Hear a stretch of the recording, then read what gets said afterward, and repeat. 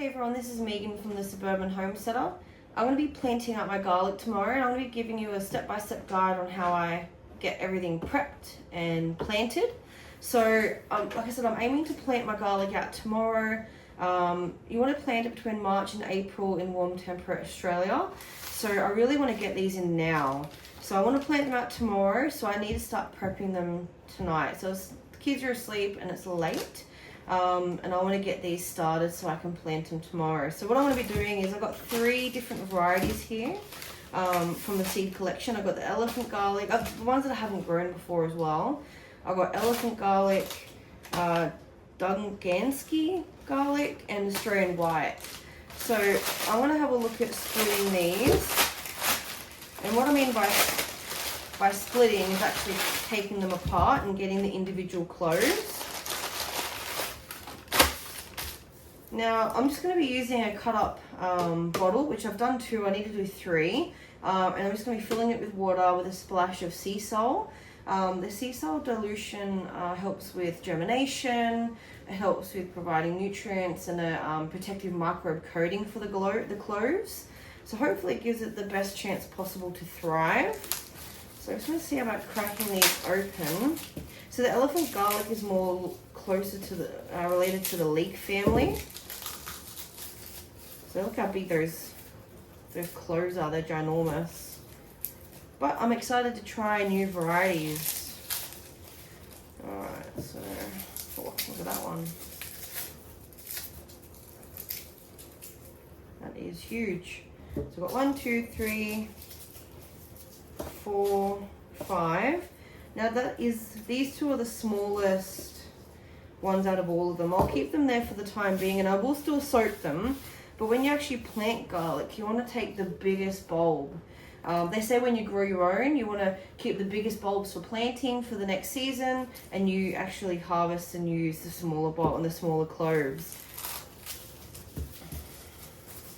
I'm just going to crack the elephant garlic open. Okay. Alright, fill it with water. Now these were 1.25 litre bottles.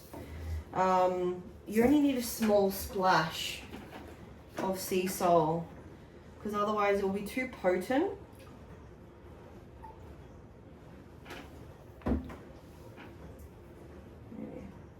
How much do you put in? That much. So you don't want it to be too potent, you want it to be like a weak tea. And I'm just literally going to plonk them all in. So as I'm planting them tomorrow regarding space, I will select, if I am limited with space, the strongest bulbs or the biggest bulbs. And if you want to make sure that they stay down, they're pretty much good. I'm going to put something on top of them. Now the main also thing is you got to do is label, so you remember which one is which. Okay, that's elephant garlic. Pre-fill.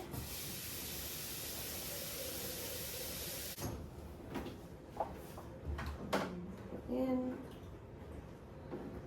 Now I'll do the Australian white garlic next.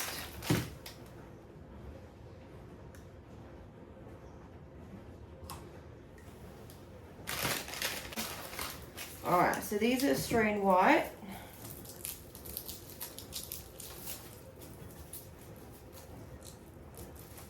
Right, if I can crack it open.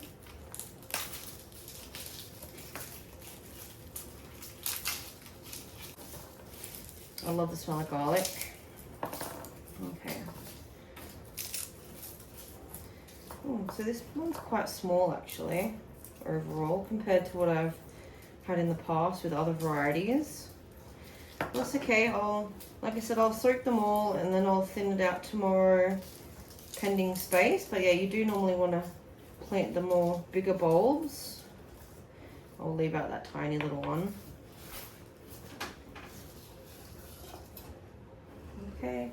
Like I said, I just gotta prep that last bottle. So I'm just using a bottle.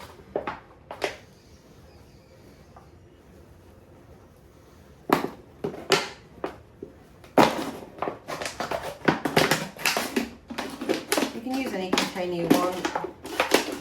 I'm just using this because I had them around and you might as well reuse. Alright, this last one is the daunting.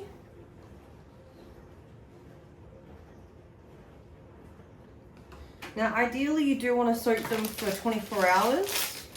Well, ideally 24 hours, but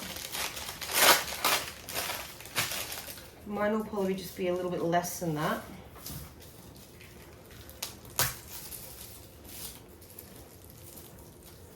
So overall from, oh, I forgot to do that one. Almost forgot.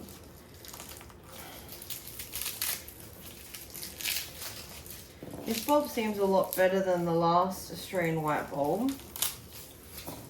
The cloves are much bigger, so I'm quite not impressed with that other bulb that they sent me.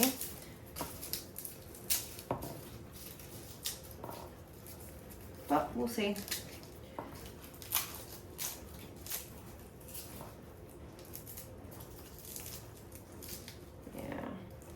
See, this one is even getting a bit soft in the middle, so I'm not quite impressed with the Australian white garlic that they've sent me. I don't know how well this will grow compared to the other two varieties.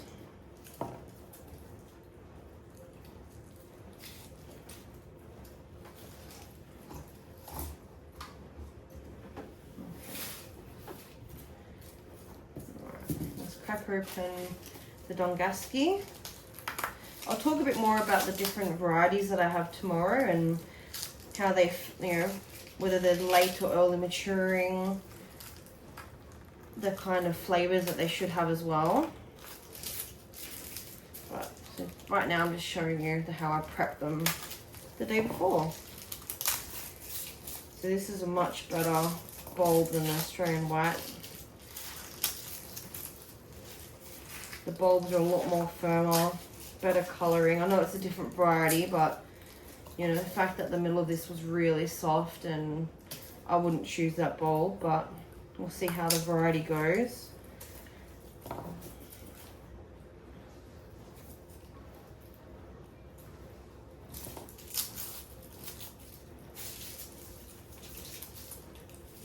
Gotta put a splash of sea salt. Not way too much. Yeah, way too much. A little bit more on this one. Let's put more water. Still a wheat tea. All right.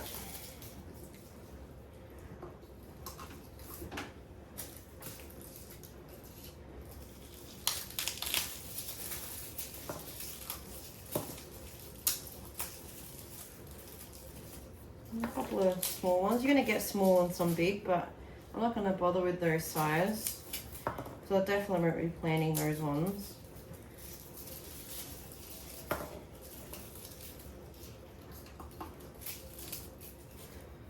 Alright.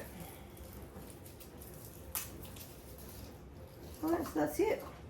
So I'll let them soak, like I said, ideally 24 hours. See, look, even ready.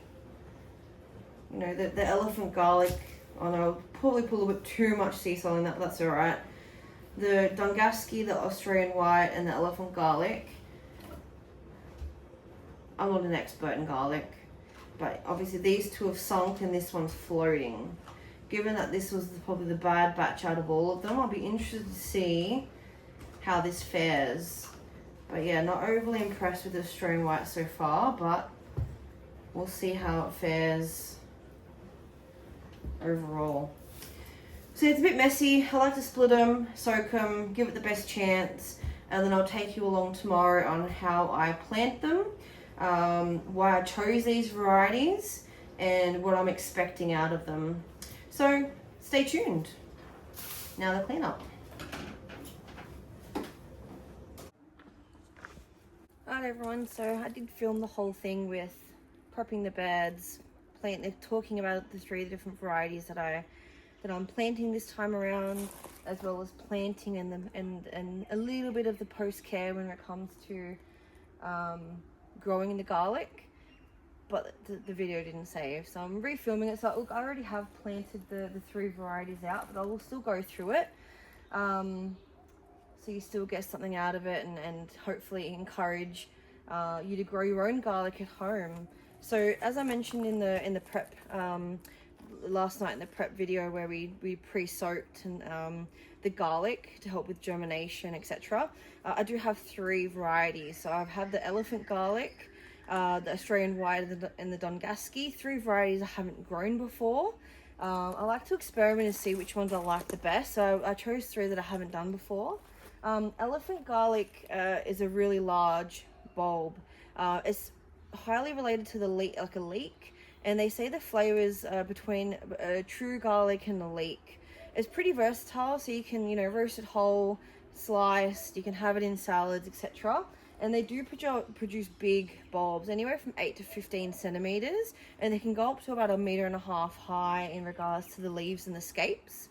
And it's like I said, it's one of the larger varieties. It is a hard-necked variety, which means you can't braid it, but you do get scapes, which is an excellent extra little harvest, like a bonus harvest. So it's little scapes that come out of the leaves, and it can produce a flower. People harvest them. I've had it in salads. You can chop it up. It has a very minute or very minimal garlic type flavor. I don't know what the elephant garlic will be like, but the other garlics I've had is very, very mild garlic flavor. I've even seen people do pestos with it, which I'm really keen to do this time around. So it is a hard-necked variety. It is a mid-season variety compared to, and then Australian white's a mid-season as well, and Dongasky's a late season. So, but now is the time to plant your garlic. Between March and April is when I usually tend to plant it, and then you're harvesting, depending on the variety, anywhere between November and January. So roughly 6 to 9 months, depending on the varieties. You can get some early varieties as well, and then you can store it anywhere from 7 to 9 months. But I'll talk about a bit more about what I call the post care a little bit later in the video. So I've talked about the elephant garlic. I'm also doing the Australian white garlic. So you would have seen in the prep video that the Australian garlic, I talked about, it didn't really seem like it was a greater quality bulb compared to the other 2. I got all 3 varieties from the one company, which I've got from before and I've had no problems with. But the bulbs just didn't seem to be a greater quality, and they did float the whole time. So you do want to soak them for the 24 hours, and 99% of them floated compared to the other 2 varieties. I did a bit of research because I've never seen that before, and it didn't really say whether or not I don't think it has anything to do with the germination potentially. They're not dud cloves. It might just be the density of the garlic compared to the others, but look, we'll see. It's all an experiment. So the Australian white, it is a soft neck variety, so it won't have the scapes, but you can braid it. So you might see on Instagram or YouTube or Google where people have some beautifully braided garlic hanging up curing. That's what this one is. So it is a mid-season variety. It's a mild flavor, and obviously they're not going to produce the same kind of size bulbs as the elephant garlic, but it's a soft neck, mid-season, and it's a mild flavor. The Dongasky is a purple stripe variety. It's supposed to be balanced heat and nutty flavor, so I'm really interested to see how that goes compared to the others. We don't really like really strong heats, with spices or garlic, so I'm not really tending to go towards the more stronger varieties, but choose what you would like for yourself and your family. But the Dongasky, it's a later season variety. It's a hard neck, so you will get the scapes with that one as well. And similar to the Australian garlic in regards to it won't produce the same kind of size bulbs as the elephant garlic. Elephant garlic is also known as a Russian garlic. I didn't mention. But yeah, like I said, we'll get the scapes, so you will have the ability to harvest them as well as an extra little bonus. How you plant them, it will be very similar. They're all the same. Obviously, as a general, you want to plant the seeds and things like that twice the size of the actual seed. So you're looking at 2 to 3 centimeters for the Australian white and the Dongasky.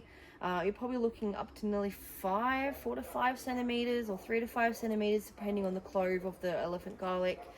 Now, when you want to plant your garlic, you don't necessarily have to plant it all. You want to plant the most strongest varieties or strongest cloves. Just like with seedlings, you only plant out what look like the healthiest and the strongest. You do want, once you crack open the bulb and you pre-soak it, I usually pre-soak them all. And then depending on your planting area, you do want to just select the biggest. So even when you harvest your own garlic, you want to try and keep the biggest cloves for planting the next season, and then you consume the smaller ones. So I planted the biggest ones out of each variety. I did stick predominantly with this bed. I ended up doing 4 rows. Now you want to try and plant them at least 20 to 30 centimeters apart. So when you prep your bed, good quality soil, aged, compost, you want to have all your amendments to give it the most strongest organic matter possible and strongest growing medium. So we prepped all our beds. A video will be coming out with what we use. We use mushroom compost. It was a bit of a lasagna method in regards to, cardboard, straw, organic matter, and then mulch, of course. And when you plant them, there's 2 points of the garlic clove you want to be mindful of. You've got the flat bottom, and then you've got the pointy end of the top. Now, when you're planting, you want to put the flat part down and the pointy end pointing upright as possible, and that's how you want it to sit in the soil. So you do want to space them 20 to 30 centimeters apart with the pointing up of the garlic. So let's go. Even though I've already planted, so I did 4 rows. I had a little bit extra of the elephant garlic that was still good sized cloves. So I did go into the second bed here just on the end. I am looking at picking up I didn't do any seeds this time around because I felt like it was a little bit too late when we prepped the beds. But I will be picking up a whole bunch of organic seedlings from a locally owned company or owned business that's all organic. And I'll be picking up a lot of different seedlings this weekend. And I will be into planting with some marigolds. So I always like to companion plant to help with pests and diseases. So that's what I'll be doing as well. So I have planted majority of my 4 rows of garlic in this bed. I planted the elephant garlic right at the end because it will get taller than the other 2. If I planted the elephant garlic here, the sun comes from this direction. So I don't want the elephant garlic to potentially shade out the other varieties of the Australian white and the Dongasky. I'll go through exactly how I do it, just with an extra bulb that I have left from the plantings. And just show you what I do, and then obviously a water in and a light mulch. So let's go. Right, so I'll just usually pull a little bit of the mulch away. When you've soaked the garlic, obviously you drain it, and you want to plant the flat part down and the pointy end up. So whatever row you want to choose, I tend to lay them out first. And I lay them out to see what the spacing's like, how many garlic cloves I need, particularly with the rows that I have. So with these beds, they're 1.2 by 2.4 long. So I was able to get approximately 4 rows in. So I do tend to lay them out first, depending on where I'm going to do it. So if I was to do it, I would say here and about here, and I would lay them out. I would lay them in my rows and columns, and then after that I'll go around, like I said, flat end down, pointy end up, and then I will plant them in, and then I'll do all of them first. So I've planted this one in through here. It's just covered by a little bit of soil. I'd put them all in. I'll then cover them over, and then I'd lightly mulch, and then I'll give it a good water in. I don't want to go too heavy on the mulch, just so it doesn't potentially deter as they start to germinate. And you'll start to know if the cloves are successful, where you get a little green stem or leaf coming up through the soil, and then they'll start to grow. Now, like I said, you do want to keep on top of it to make sure that they don't dry out too much.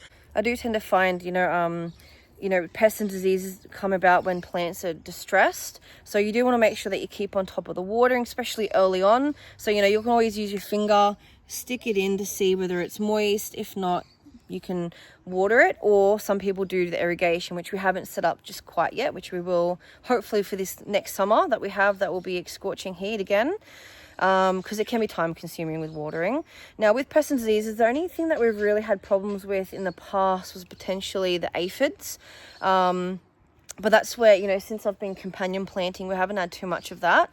So you can companion plant to help with bringing in the beneficial insects like your ladybugs or ladybirds, whatever you want to call them. And then with the aphids for control, you know, depending on how badly your garlics are coming to them, you know, you can squish them with your fingers. You can blast them with a bit of soapy water or some, I think it's neem oil. So it just depends on what you want to do. Usually I just companion plant and I'll go out and I'll blast them with a hose, or I might squish them with my fingers. You can also net them as well. You know, because you don't really need, you know, pollination to help with success or germination rates. So that's what I've done. And then, like I said, when you know whether they're ready to harvest, obviously you get a lot of scapes, you can harvest them. But once you've had, I think it's about 8 to 9 leaves pop up, is to know when you're getting to the end. And then when they start to dry out. So even though you've been watering, they will start to dry out. And then, you know, if you're ever not sure, you can always peel back a bit of the soil and see what the bulb size is like. And then you'll harvest them. So like I said, for us, you know, we planted March to April. But, you know, anywhere from November to January is probably when I'll be harvesting. And then once you've harvested, you do want to cure it or dry it. So I've got a bit of a mesh. I think it's like 2.5 to 3 centimeter little squares, and I pop the leaves through and have the bulb sitting on top of the mesh, and I tend to hang it up, or you can put it on like a closed area. And you do want to cure them for at least a few weeks until they're a bit drier, like they dry out a little bit. But you want to make sure it's in a nice, you know, airflow area. Otherwise they can get a bit moldy, and you don't want that with your cloves, especially because you've done all the hard work, you know. But, you know, each bulb produces, you know, anywhere from 8 or so cloves at least, you know. And then if you're planting that out, you're going to be ending up with a load of garlic, which is great. So we use a lot of garlic, so I'm looking forward to having a big harvest. You know, but see how you go. If you've got a small area, just plant what you have. Like we had 2 bulbs per variety, so 6 bulbs. And of course we don't end up with planting all the cloves, but just depends on your garden space. You can try it in pots. I haven't tried growing garlic in pots before, but, you know, definitely give it a go. We've done it in raised beds. You can do it directly in the ground if you have enough drainage and soil space in regards to where the roots can grow. You know, but garlic is so easy to grow. It's a great harvest. It's so useful. You know, so definitely give it a shot. Plant it now, get it in the garden now, and you'll be reaping the rewards anywhere from November to January, depending on your season, or depending on your variety. So give it a shot. Like I said, it's super easy. Pre-soak, prepare the soil, plant them in, water them in, do a bit of mulch to help with water retention and keeping things moist in the ground. And yeah, give it a go. That's all you need to do. Super easy. You can pick garlic up from, I wouldn't use shop bought, because you don't know what varieties they are potentially, or if they've been sprayed or how they've been grown. I've picked them up from an online store called The Seed Collection, have no affiliation. But there's a lot of other ones out there. You can even pick up some from Big Green Shed or other garden nurseries. Crop swaps, seed swaps, local community groups on Facebook, local community gardens are selling them or swapping them. So, you know, you can definitely pick them up, but now is the time to plant. So give it a shot. Thank you for watching. Let me know in the comments how you went or what varieties you grow. If you do anything differently, please like and subscribe to our page. Also check out the Suburban Homesteader AUS on Instagram. Thanks for watching.